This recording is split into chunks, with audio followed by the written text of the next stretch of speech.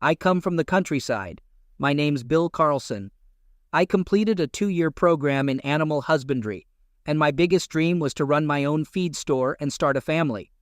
After graduating from community college, I tied the knot with my high school sweetheart, Janice.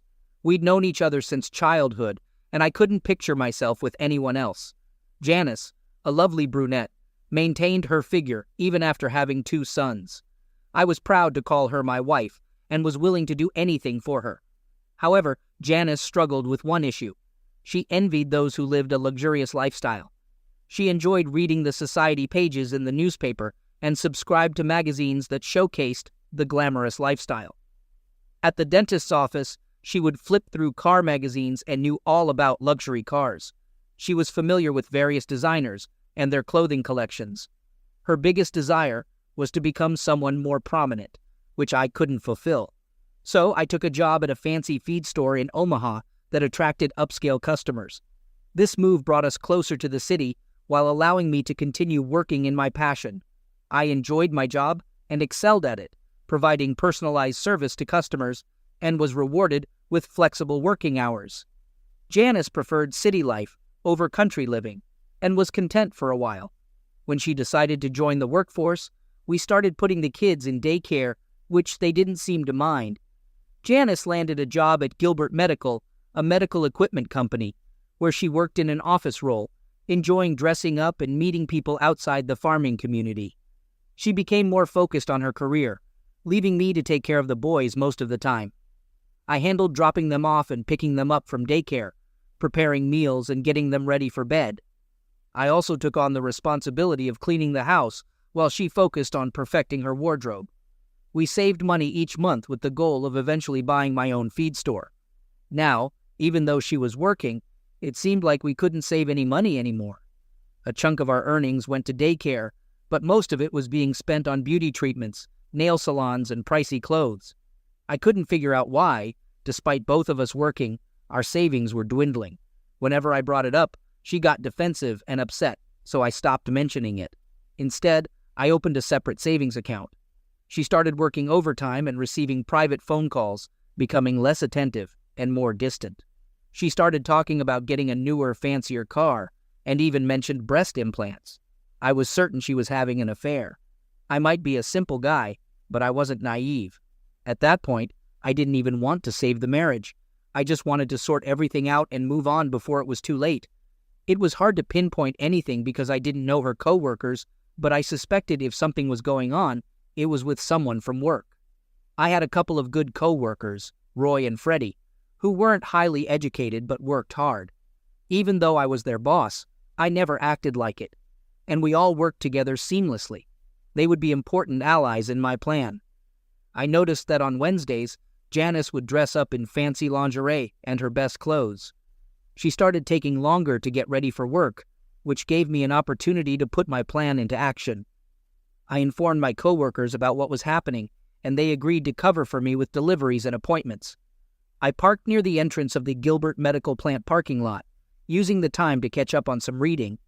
Around 11 a.m., Janice left work and drove to a nearby Holiday Inn. She parked far from the office, and shortly after, a man in a red Corvette arrived and parked at the opposite end of the lot.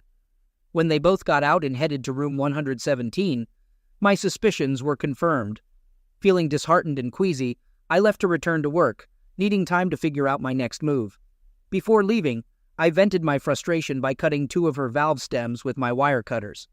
The rest of the day dragged on, and I later picked up the kids, cooked dinner, and asked Janice about her day. She mentioned having a flat tire, which a coworker helped her with, and we didn't discuss it further. The following morning, I swung by the office after dropping off the boys at daycare. It didn't take me long to spot the red Corvette. Lucky for me, the guy had his own reserved parking spot, complete with a sign that read, Ken Beecham, Distribution Manager. Turns out, Roy's wife also worked at Gilbert in the personnel department.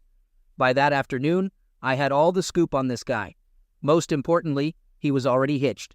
He'd even caught flack for making inappropriate remarks to a coworker and had some issues with his expense accounts. I scored his address, phone numbers, cell phone digits, and even his SSN, but I had no clue what I'd do with all that intel. 8 years married His wife's name was Amy. We put in a solid day's work, and Roy, Freddie, and I managed to squeeze in a cold one before I had to pick up the kids. I still wasn't sure what my next move would be, but I had a feeling it would all come together soon, trying to keep calm and think logically, but I was getting angrier by the day. Sometimes I'd catch myself silently tearing up, feeling broken, like I couldn't fix myself. Living with Janice was getting tougher by the minute. I just wanted out. Got another stroke of luck the next day when I remembered March Gilbert, one of my top clients, was the wife of the company president at Gilbert Medical. Never met the guy, but March and I clicked. I made sure to butter her up, thinking maybe I could use our friendship to my advantage. That's when March's daughter Cindy popped by. She was in her last year of vet school. March went off to do some barn work, and Cindy and I shot the breeze for about an hour. Enjoyed the chat, felt a bit guilty afterward, but it faded fast. Spent the weekend doing some welding in the garage. I crafted a small flat steel piece and attached 4 sturdy points to it using concrete nails, making sure they were tough and unyielding. The plate measured about 6 by 6, and it marked the beginning of my revenge plan through some well-deserved harassment. Caught sight of March on Tuesday. I was kind of down while unloading the order, not my usual chipper self. Caught her attention. "Bill, what's up? You seem off today." "Got some personal stuff, March. Sorry I'm not great company right now. Let's grab some coffee and talk about it." We headed back to the house and settled in the kitchen. It looked like something straight out of a fancy magazine with all that stainless steel and granite. I thought to myself, Janice would flip for this. March put the coffee down, leaned in, and asked, "So how can I help you, Bill?" "Honestly, March, I'm not sure, but maybe talking it out will help. My wife, Janice, works over at Gilbert Medical, and I think she might be getting pressured into something she doesn't want to do with one of her bosses. Problem is, I can't prove it." "What makes you think that's happening?" "Just little things, but last week, I caught them both hanging out at the Holiday Inn. Janice doesn't know I know, and I'm struggling with how to bring it up. Don't know if she's feeling obligated or if she's into it. Our family life's taking a hit, and she doesn't seem to care much about us anymore. She's keeping it all hush-hush, and that's what really bugs me." "Who's the guy?" "Think his name's Ken Beecham. I ain't sure if Janice works under him or if they're in different sections of the plant. Never laid eyes on the guy. You want me to see if I can lend a hand?" I hesitated a bit and dropped my gaze. "If there's a chance to handle this quietly, count me in. But I ain't looking to stir up a hornet's nest." "All right, let me suss it out. See you next Thursday with those oats." I thanked her. Then, as I was getting ready to split, I asked, "Where's Cindy?" "Back at school. She'll be home this weekend. Why don't you bring the boys up so she can meet them?" Well, this turned out better than expected. I reckon Janice won't mind if I take the boys out for a bit. Could be a good weekend. Next morning, it's raining cats and dogs. Janice is all dolled up for her special day again, and I just kept quiet, watching her. After dropping off the kids at the daycare, I swung by work. The guys were all set to cover my morning shifts. Roy was going to use my truck, make the deliveries, and log everything. I just need to sign off once I got back. Freddie brought his cousin's van, and I loaded a floor jack in the back. We'd attached my steel plate to the lift of the jack. Once the trucks were all loaded and they took off for their deliveries, I headed to the Holiday Inn. Right on schedule, Janice pulled in and parked in the same spot as before. Ken arrived a few moments later, parking in his usual spot. Once they went into the room, I gave him about 10 minutes to get settled. Then, in the pouring rain, I hauled the jack out of the van and wheeled it down to Ken's car. I slipped the jack under his ride and cranked it up. It only took a hot minute before I heard that satisfying pop as the nails punched through the oil pan. I lowered it back down and headed to the back of the Corvette. Within seconds, I heard those same pops hitting the fuel tank. Oil and gas started gushing out like crazy. Grabbed the jack, hightailed it back to the van. Whole shebang was done in under a minute. Took a stroll over to Janice's car and sliced up 2 valve stems again. With that, I was ready to roll. Cruised past Ken's ride, flicked a lit cigarette out the window, and took off. Glanced in my rear view and caught sight of the flame shooting up, followed by a bang as I left the lot. Felt a weight lift off my chest. Janice rolled in from work a bit late, skipped supper, and crashed straight into bed. I hung out with the boys for a bit, got 'em cleaned up, and tucked 'em in. Ended up crashing on the couch myself that night.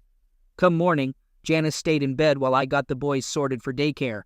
We chowed down on breakfast and hit the road. She didn't budge, didn't say a word. I didn't pry. Noticed her car wasn't in the driveway. Around 9 a.m., just after we loaded up all the trucks, I got a visit from Lieutenant John Fritz. He seemed all right. Asked me about my work schedule the day before. Just the usual deliveries. Nothing out of the ordinary. Why? Wanted to know what I was up to around noon. Grabbed the delivery logs from the day prior and spread them out. Showed him each stop, the goods dropped, the unload time, and my initials. He smirked a bit. "That's one heck of a log," he said. "You guys do this kind of thing every day? Want to peek at the logs from the past month?" He shook his head and grinned. Left me wondering if that was a good sign or not. "Got something you want to spill?" Took a bit of prodding, but he finally spilled the beans. Apparently, there was a car wreck at the Holiday Inn over in East Omaha yesterday, and they're trying to piece together what went down. Why me, though? Well, turns out, another car nearby had its valve stems sliced. And guess whose car it was? Your wife's. They're wondering if it's just a crazy coincidence, or if there's more to it. First off, I have no clue why my wife's car would be at the Holiday Inn, and secondly, what's the deal with her car being connected to the wreck? Oh, her car belonged to a colleague she had a lunch meeting with. They were schmoozing some company clients at the hotel, and bam, all this happens during their lunch. Did you talk to the folks they lunched with? Nah, they drew a blank on names. You gonna level with me, or we gonna dance around all morning? He leaned back, flashed a grin. Ever heard of a guy named Jim? Never crossed paths with him, honest truth. I'll take your word for it. He grinned again. Hate getting mixed up in domestic stuff, so let's hope I don't gotta swing by again. Here's my card. Give me a shout if anything else pops up. All right. He shook my hand. Hate to drop this on you. Let me know if you need anything. All right. As he walked off, I mumbled, "Thanks, but you didn't really tell me squat." Time to connect the dots. Got home after work, and Janice's ride was parked in the driveway. She was chillin', dinner ready. Said she wasn't feeling great, so she called in sick. Still didn't spill about what went down, so I let it be. She hit the hay early, and I took care of the boys once more, crashing on the couch. Next day, she was up and about getting ready for work when I left with the boys for daycare. After dropping them off, I swung by the doc's office and asked for an STD check. Friday at work was just like any other. Got home, and Janice was there again. After dinner, I suggested taking the boys to one of my customers' farms the next day. Asked if she wanted to join, knowing she'd likely pass. She mentioned having shopping to do, so I let it slide. Didn't matter to me if it was shopping or a date. Same outcome either way. Saturday with Cindy and the boys at Gilbert's Ranch was a blast. We had a blast all day long. March whipped up an amazing lunch. Didn't want it to end. Cindy clicked with the boys, and they seemed to dig her too. Mr. Gilbert wasn't around, so I still missed meeting him. March didn't bring up our previous chat, and Cindy seemed clueless about it. Hated to head home, but we had to. Janice didn't ask a thing about our day, didn't seem interested. Boys tried telling her about their adventures, but she tuned them out. Gave up after a while. She did wonder why I wasn't sleeping in bed anymore, so I told her work stuff had me tossing and turning. That was that. Rest of the week was business as usual. Noticed she didn't do anything special on her usual day, figured she called off the truce. Was cool with me because I had a ton of work piled up. Swung by a divorce lawyer I'd heard about. Got some pamphlets and forms. All back to normal till next Wednesday. She started her day with a morning shower, then took extra care with her hair. She had on some new black sultry lingerie, and a fresh scent of perfume lingered around her. Even her shoes looked brand spanking new. I made sure not to get caught staring, and hurried out with the boys. Knew for sure it was going to be a date day. Dropped the boys off, swung by the plant, checked out his parking spot. A shiny new Porsche was parked there. Quickly noted down the license plate and dashed back to work. The guys were just as hyped about this new development as I was. We blitzed through the morning deliveries, tweaked the logs a bit, figured John Fritz might see through it, but went ahead anyway. Had a nice long lunch break. Roy kept up with the deliveries, while Freddie swung by the pool supply store, grabbed some big bottles of hydrochloric acid. I wanted to have lunch with John Fritz. When I walked into his office with pulled pork sandwiches and fries, he gave me a weird look. Said hi, sat across from him. He knew something was up. Grinned like a Cheshire cat. Told him I thought we could grab lunch together and he could fill me in on the car damage case. Had to keep him occupied for about 2 hours. It was going to be a stretch. While I played nice, Freddie was down at the Holiday Inn parking lot. Found the Porsche and drenched it in acid. Trunk, fenders, deck, even the leather seats and floor mats. Sprinkled some mothballs in the gas tank for good measure. Could mess up the engine bad if anyone tried to start it. Left some acid on the tires, too. Before he left, snipped the valve stems on Janice's car again, just to cover our tracks. It was all done and dusted in just 15 minutes. Only downside was not knowing how long they'd be in there. John and I shot the breeze for what felt like ages, until he finally asked, "What's your game, buddy?" Just wanted to make sure I had a solid alibi in case something went down with Ken Beecham's car today. "What's so special about today?" he asked. "Well, the pulled pork sandwiches were on special," I quipped. Dialed up the daycare center on my cell.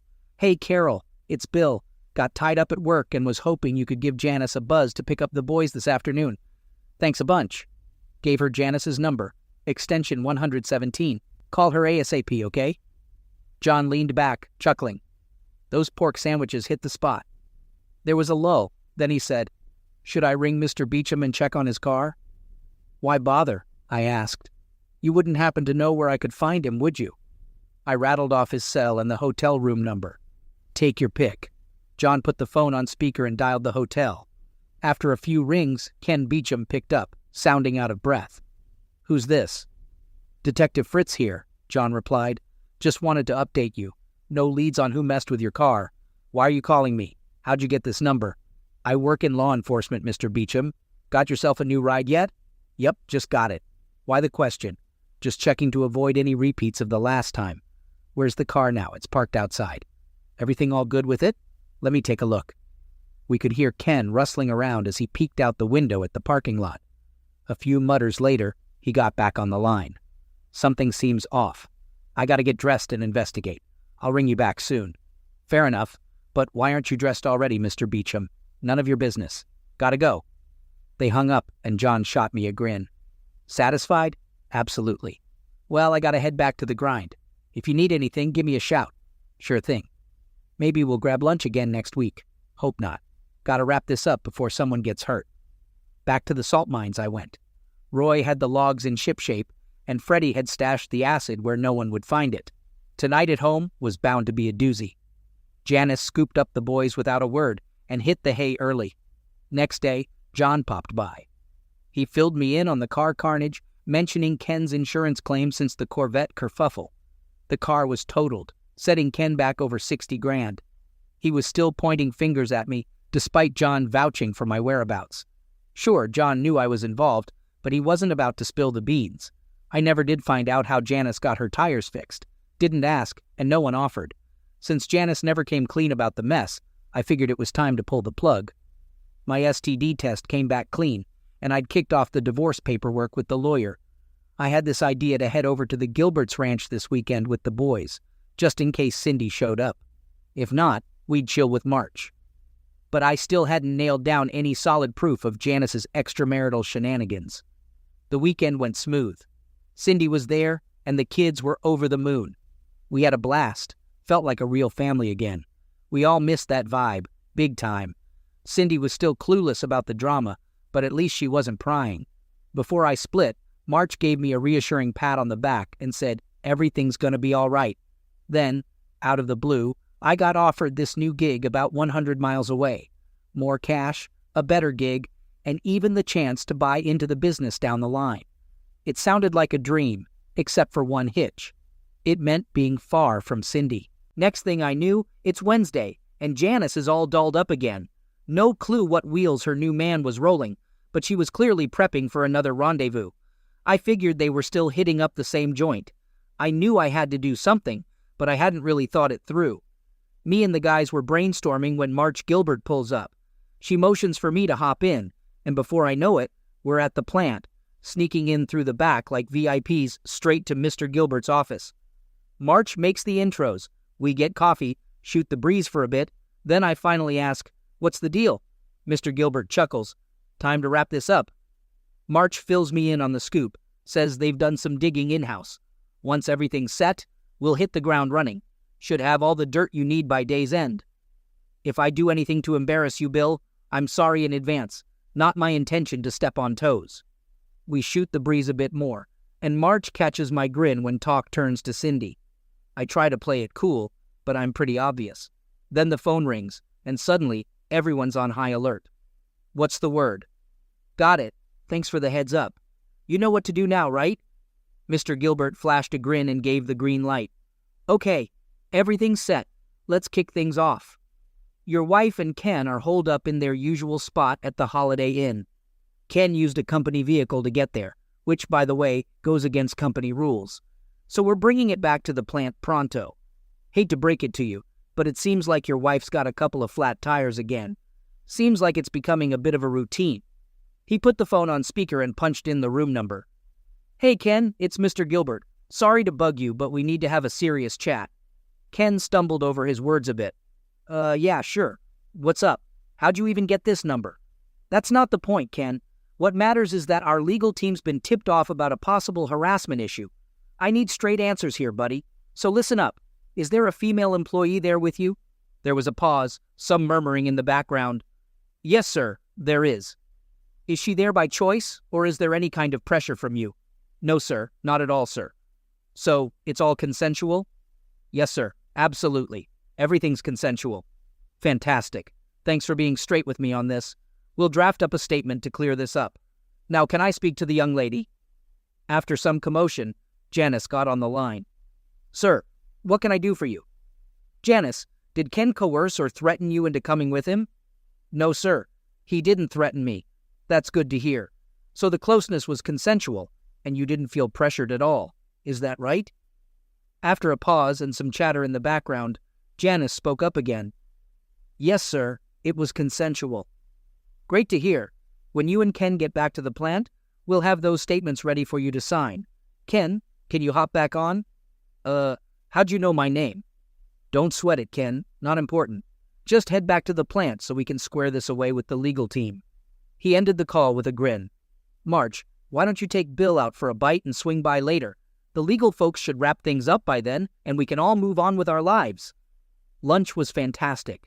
I struggled to contain my gratitude, but I couldn't thank her enough. Eventually, March convinced me to seal our lips about the whole ordeal. She also made me vow not to breathe a word to Cindy. It was a promising sign. I filled March in on the job offer, and she was happy for me and the boys. Back at the plant post-lunch, I snagged notarized copies of Ken and Janice's statements. They both swore up and down that their extramarital affairs were consensual. The legal crew assured me it was enough ammo for my lawyer to fire off the divorce papers. Ken and Janice got the boot. Their desks were cleared out before they even showed up, and they were shown the door. Unfortunately, they didn't have wheels. March lent me her car and said I could return it the next day. I dropped off the paperwork at the lawyer's and got extra copies made. One set was for Ken's wife. Then, I hit the bank and closed our accounts, squared off the credit cards, and axed them. I rang up the utility companies to cut off services by Friday afternoon. Swinging by John Fritz's, I gave him the update. He chuckled. I gave the landlord a heads up. I wouldn't be renewing the lease. At work, I handed in my notice. They were supportive, but bummed to see me go. Freddie trailed me to the Gilbert Ranch with my truck so I could return March's wheels. It was time to fetch the boys and head home. I wasn't looking forward to stepping through the door. Janice's ride wasn't in the driveway. When we walked in, she was on the couch in tears. It was the first time she'd shown any emotion. 2 boxes of her stuff from work were stacked nearby. I fed the boys and turned on the TV, standing by in case she wanted to talk. You had to go and do it, didn't you? She sobbed. You had to wreck everything in my life. Why couldn't you just mind your own business? You had no right to interfere with mine. I was stunned. She still viewed everything as if the world orbited around her. The kids and I were mere background noise to her. She couldn't care less about Amy, our family, our life, or our plans. It was like they meant nothing to her. All she cared about was her own immediate desires. Honestly, I felt a weight lift off my shoulders, knowing I wouldn't be stuck with her for life. I kept quiet and headed for a shower. Later, while I got the boys ready for bed, she retreated to the bedroom and shut the door. The next day, I brought the boys along to work. I just wanted to tie up any loose ends and make sure Roy and Freddie were on top of the system I'd set up. We hit up some stores to gather boxes for the move. Passing by the hotel, Janice's car was missing, so I figured she must have gotten it fixed by now. Those flat tires must have put a dent in her shopping spree budget for the past month. When we got home, Janice wasn't around. We only grabbed clothes and toys. Everything else stayed put for Janice to deal with. Little did she know that by the next day, all the utilities would be cut off. Damn, fate was a cruel one. As we backed out of the driveway, Janice was just pulling in. She stood by her car, watching silently as we drove away.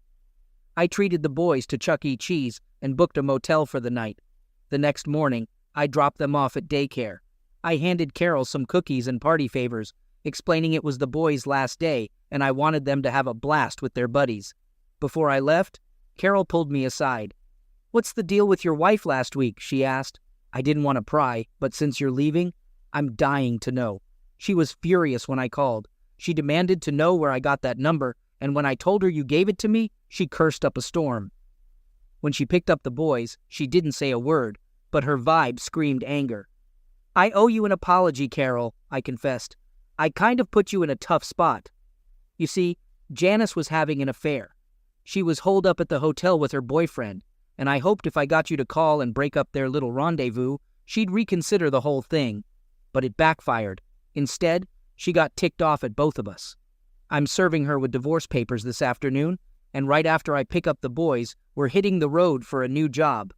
I admit it was a low move on my part, and I'm sorry for dragging you into it. I met with my divorce lawyer, and everything was set to go. I'd have custody of the kids, and Janice could see them whenever she wanted. Honestly, I didn't think she'd be all that interested in them anyway. We split everything else down the middle, although there wasn't much to split. No alimony, no child support, no cash settlements. I left her all the furniture, appliances, and household stuff. I didn't want any of it. She kept her car too. I didn't want it. Those flat tires were a pain. All I had to do was hand the papers to Janice. If she didn't fight it, everything would be wrapped up in 3 months. Attached to the divorce paperwork was a copy of Ken and Janice's notarized statements. The lawyer made a little note in the margin, indicating that the statements would stay private if we could agree on all the terms of the divorce. There were no questions. Her car was in the driveway, so I knew she was home. I sat there for what felt like forever. I loved Janice. She was the only woman I ever got close to. I thought our relationship was normal, never realizing I wasn't meeting her needs. She never came out and told me directly, and I was too clueless to pick up on all the hints she dropped. I let her down in so many ways. What she did was sneaky, but I also felt like some of it was because I wasn't paying enough attention. I knocked on the door of our own home, and it felt strange. She opened it, looking worn out. She offered me a drink, but I just handed her the papers. She didn't even bother to open them, just glanced at them and then back up at me. "Why?" I asked, unsure if she was angry or sad. After a few moments, she finally spilled it out. "He smelled like cologne while you smelled like dirt. He wore fancy suits while you were in jeans. He dined on lobster and steak while you settled for ribs and burgers. He strutted around in a designer coat, but yours was a workman's jacket. He drove a fancy car, but you were content with your truck. His nails were always clean and polished, while yours were perpetually grimy. He had a prestigious job, while you were just a country boy. Is that enough for you? I could keep going all day if you want."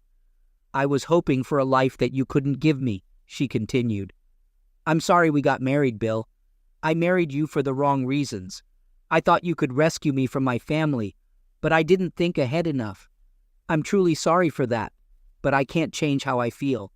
I love our kids, but I regret having them.